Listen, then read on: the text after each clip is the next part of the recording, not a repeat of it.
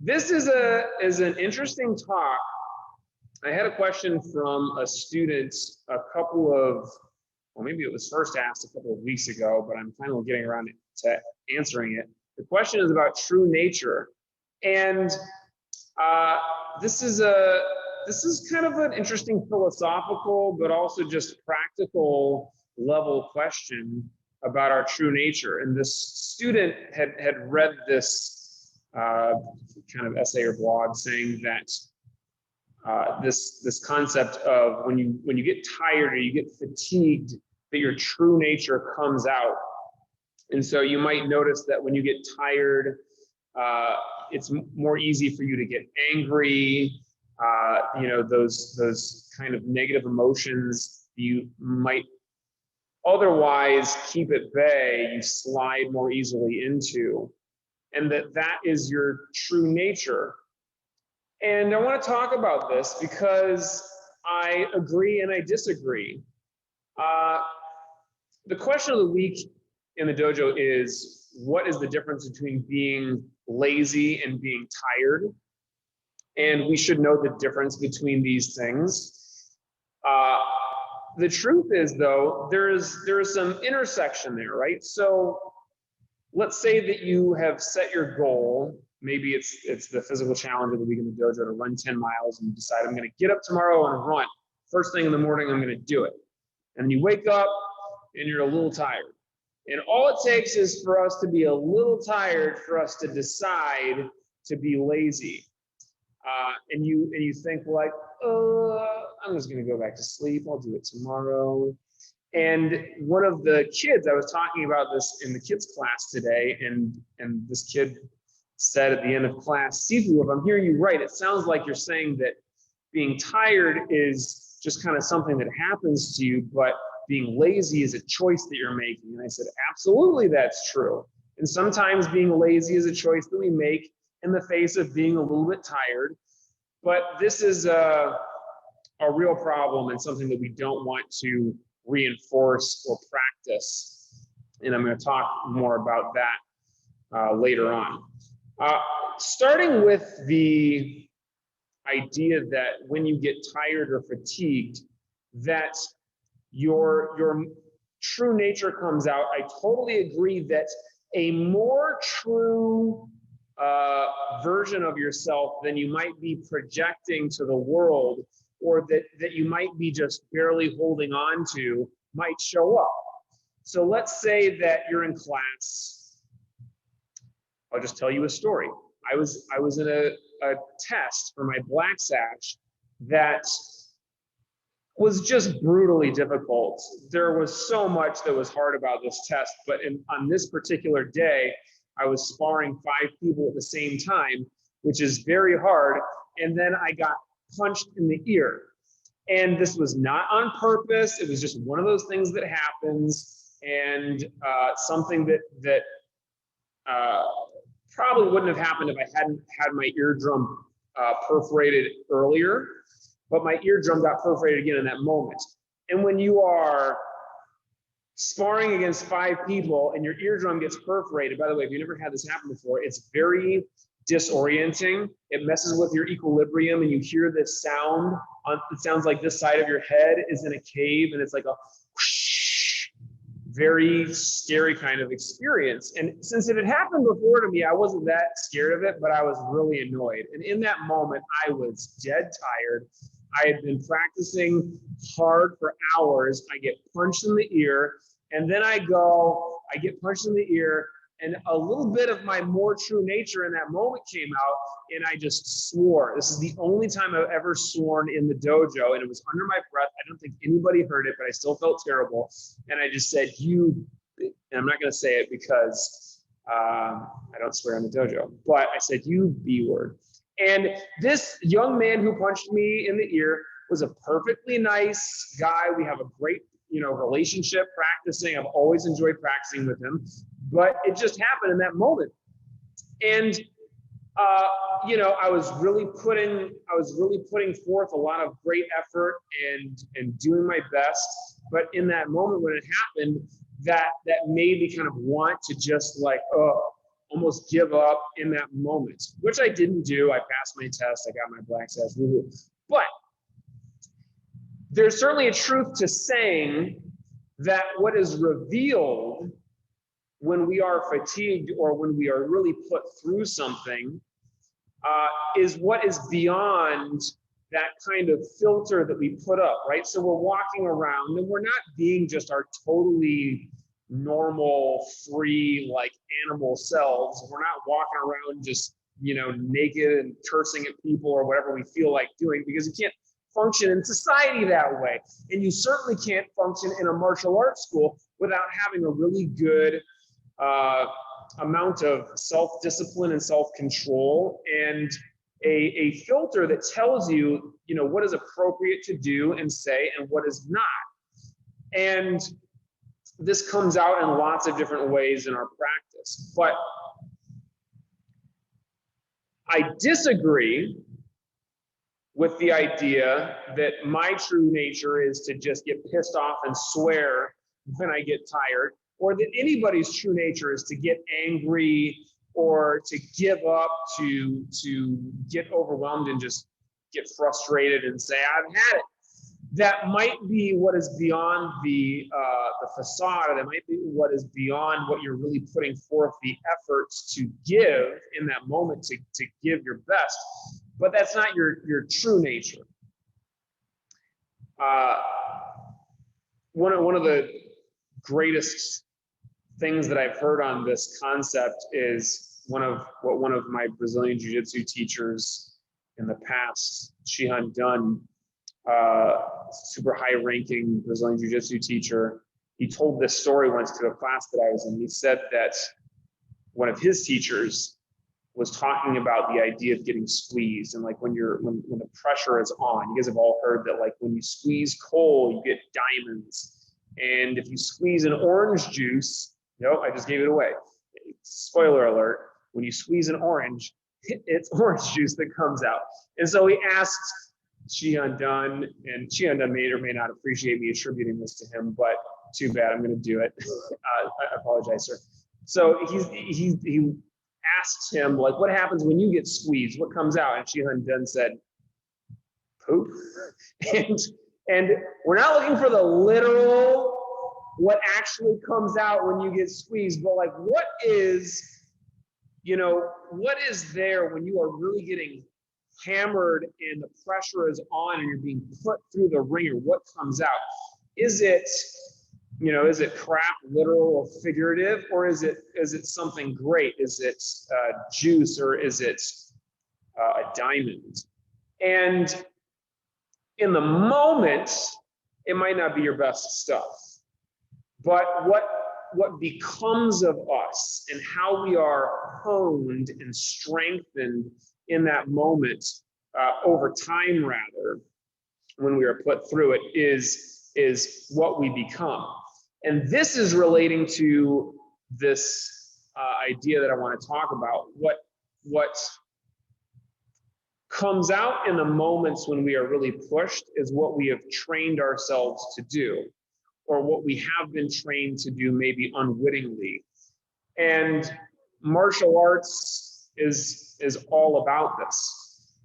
In self-defense, it is a stressful situation that catches you off guard. You're adrenalized, and you're kind of, you want to freak out in the moment. And so what happens physically for you is not going to be something better than what you've trained yourself to do. It's going to be the bare minimum of what you have trained yourself to do.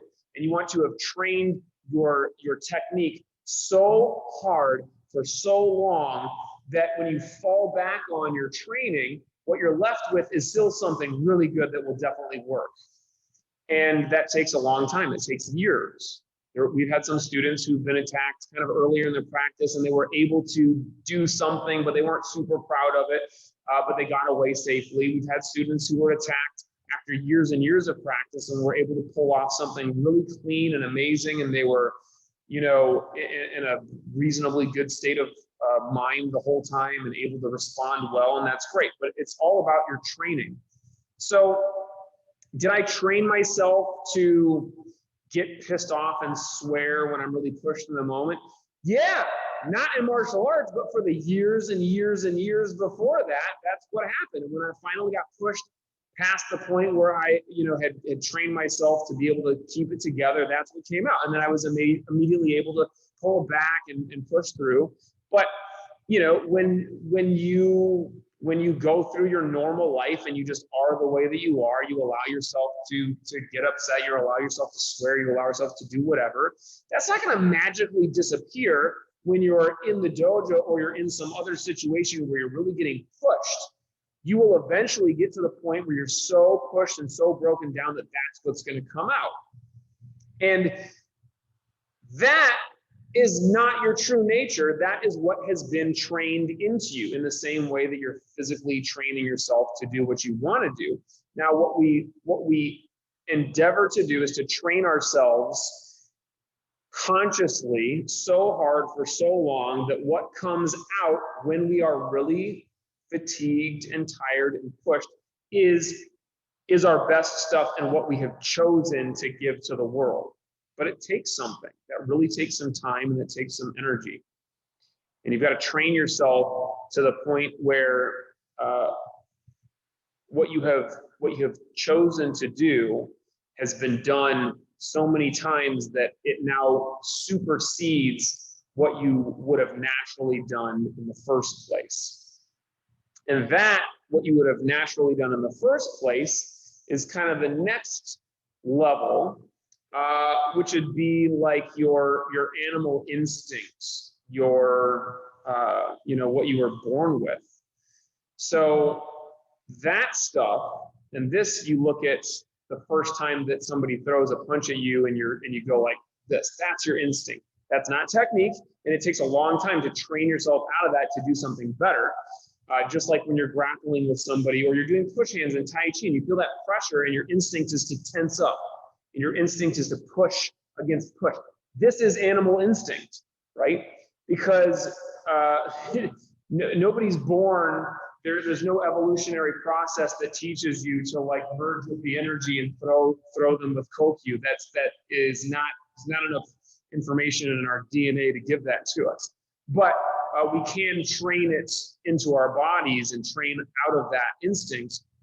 But at a certain point, that is kind of what we're left with is that push against push, force against force. And this is like when that anger comes up. This is when the indignation comes up. And this is something that is our more true nature, of course. When the lizard brain takes over, fight or flight. Now, that is another level of true nature, but I don't even think that is it. So I'll talk more about that later on. I want to get back to the idea of laziness. So why do we slip so easily into laziness as human beings? Why does this happen for us? It is actually related to our animal instincts, right? Our evolution and the evolution of most creatures, I would guess all, but maybe that's not true, but us for sure, our evolution is that we want to be able to conserve energy. And this was important way back when we didn't have enough resources, we didn't have enough food, we couldn't just go out and run all day long every day, because if we did that and we didn't catch something to eat, or we didn't find, some delicious fruit to pluck, or a salad for to eat, we died because we didn't have enough calories to keep us moving. Well, while that is unfortunately still a reality for some people in the world, I can almost guarantee if you're listening to this talk, it is not your reality. If you have the internet and you have a device to listen to this and watch this on, you're not going to die from not eating enough food because you're spending more calories than you're taking in, to the point where it's that dangerous for you. So while laziness, you can think of it as being efficiency, you can look at it as being your your evolutionary, imperative to make sure that you stay alive, it is not actually something that you want to allow to take over, right? And there might be situations that you would put yourself in your life or things that will happen to you where you do actually need to rely on that. But those things are few and far between and very unlikely to actually be happening to you. So that's like a little bit of our animal nature coming out. It's a little bit of our more true nature coming out, but we end up reinforcing it with that training that we choose to do, right? We feel tired, so we decide we're going to be lazy today and we don't get out of bed to run.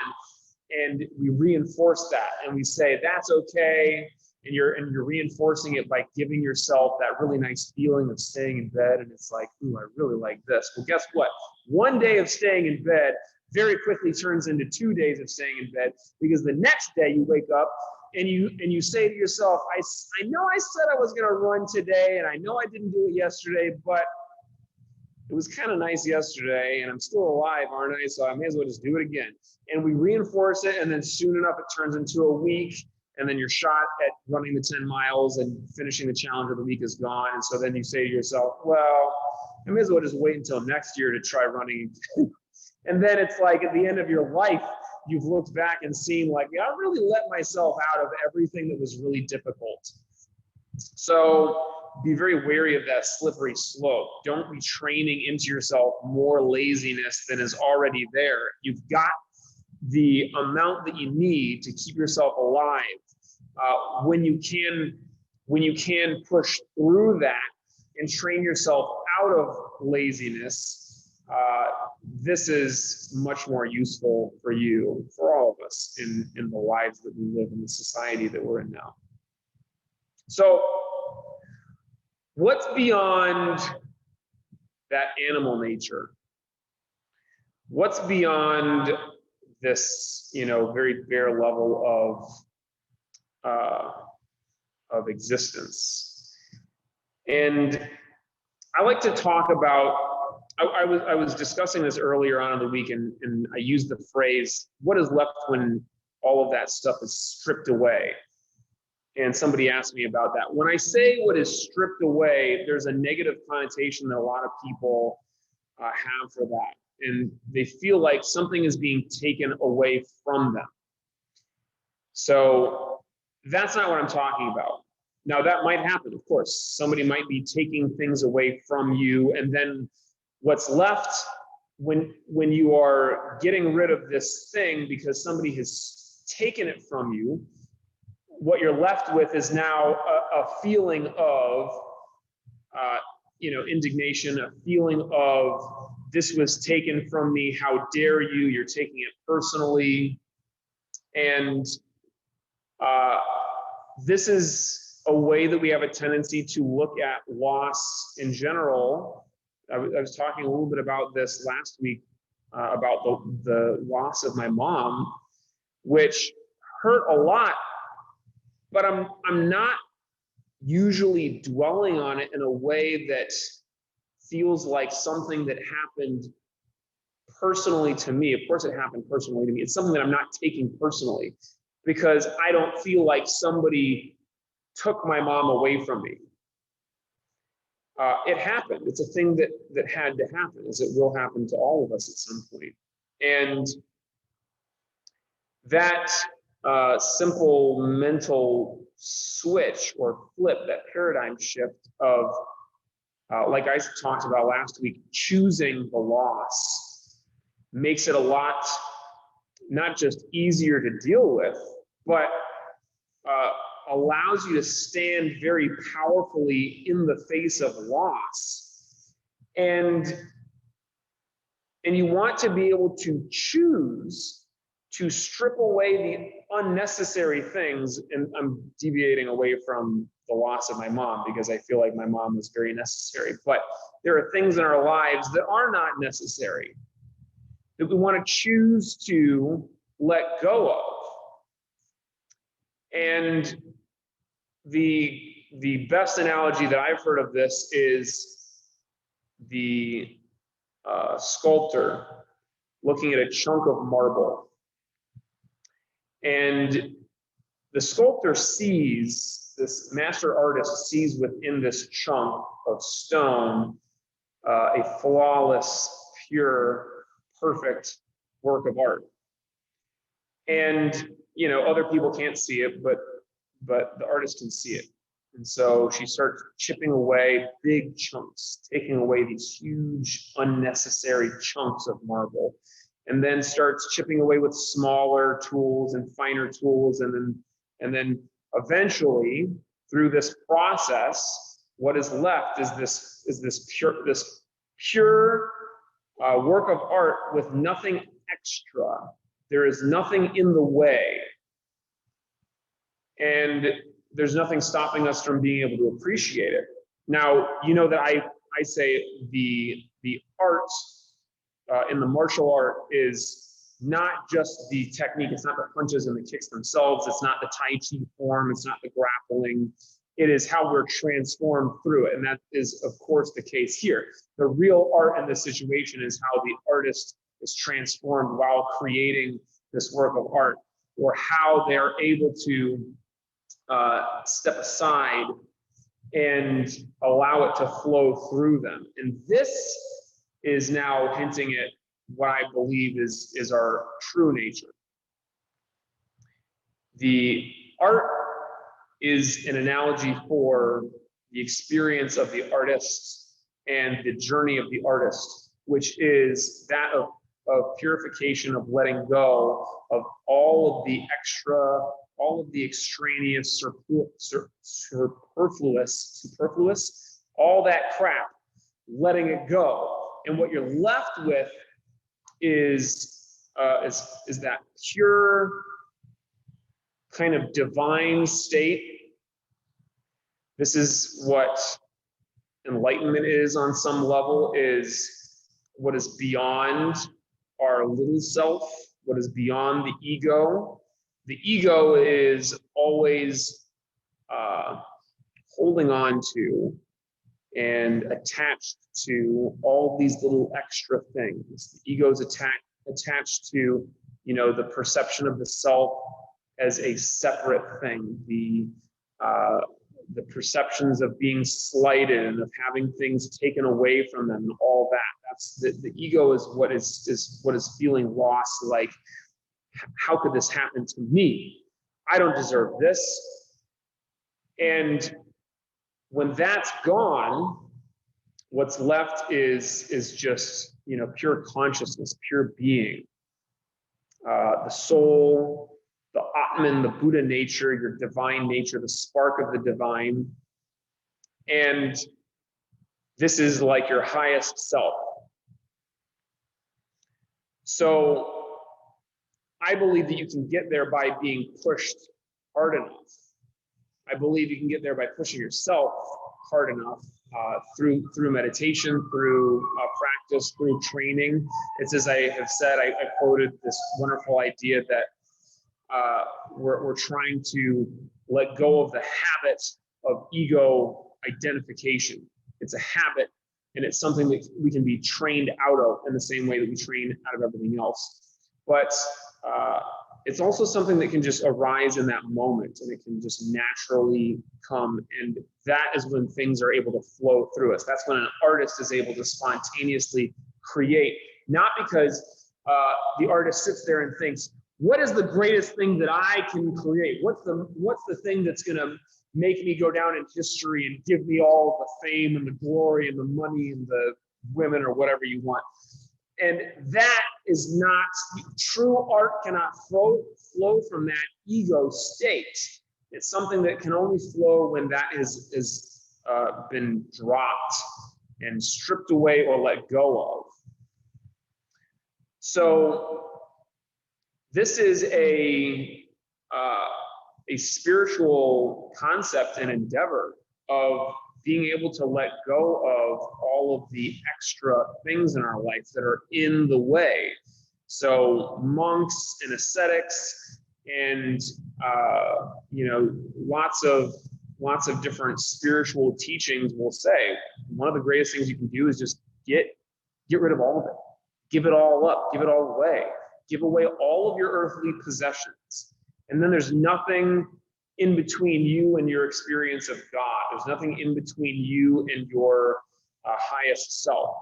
Now, I don't actually personally believe that you have to do that in order to get to the deepest experience of your true self. I think that it is not that it's easy to get rid of all that stuff, but it is the simplest and easiest way in that way of looking at it. It's a permanent way of being able to not have to think about all of those everyday concerns. If you don't have a house to worry about the mortgage, that concern is gone. If you don't have a car to worry about the payments or the car accident, that concern is gone. But I believe that you can have those things and still be able to let go of your attachment to them. And that is when that's what we're trying to strip away and let go of. You don't actually have to let go of the things. It helps, sure. And if you want to, absolutely go for it. And don't make the excuse to yourself, well, I have a family and I've got to have a house because what are we going to do? Live outside? It was hailing last night in LA. We're going to freeze to death out here if you don't have a home. Of course, you might need to have a thing, but that does not mean that you have to hold on to the attachment to those things.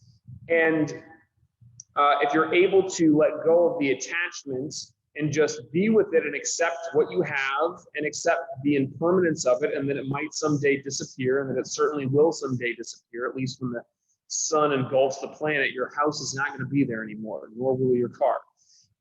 It's freeing. And then you can really focus on the things that are important to you. I was told this stat a couple months ago, and I think that it's an important thing to keep in mind.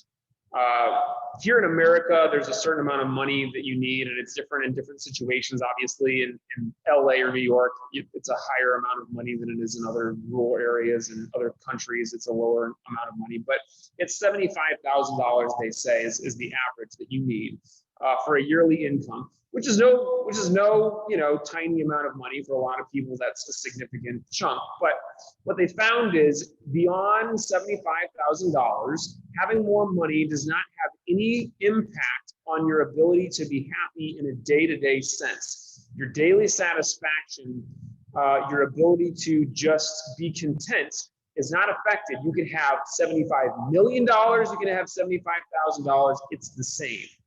Now, what gets affected is your perceived happiness or your perceived kind of contentment with life. If you have more money than your perception of, yeah, I'm doing really well, that goes up.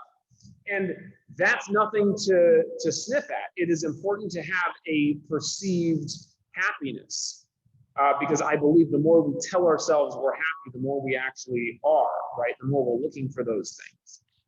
But you don't actually have to have the money or the house or the car or the anything to tell yourself that you're happy. If you understand that all I need is like this to be happy, then I can just say, I've got what I need. I'm happy. I'm content. This is it. So as somebody wisely put one day, no money, no problems. If you keep trying to pile on more and more stuff, you're just going to end up with more and more stuff that's in the way of real life, of your true nature, of your higher self, of your perception of the divine and the universe. So let it go. Let go of that attachment. This is what fasting is about. Now, if you fast for too long, you die, and then you've got a real experience of your divine nature and of the universe because you become one with it on every level. But fasting is like you let go of even your attachment to food. And this is a very real and beneficial practice up to a point, at least, where you will notice that you fast and then in meditation, you don't have the same kind of busy mind or distracted consciousness that you had before. And up until a point, you're going to meditate and your stomach is grumbling and that's its own distraction, but you can get past that and let go of your attachment even to food. And now you're good. Now you're really onto something. So we can do this on a very visceral level. We can let go of these attachments and experience our true selves, experience our true nature in a way that we might not have otherwise. So I invite you to let go of everything. This is what meditation is the practice of. Let go of all attachments and be totally present and allow your consciousness to flow. In that moment when there's nothing in the way, then you're experiencing your true nature. You are really allowing yourself to be in a way that you have never been before. So we're going to practice that now. Sit comfortably.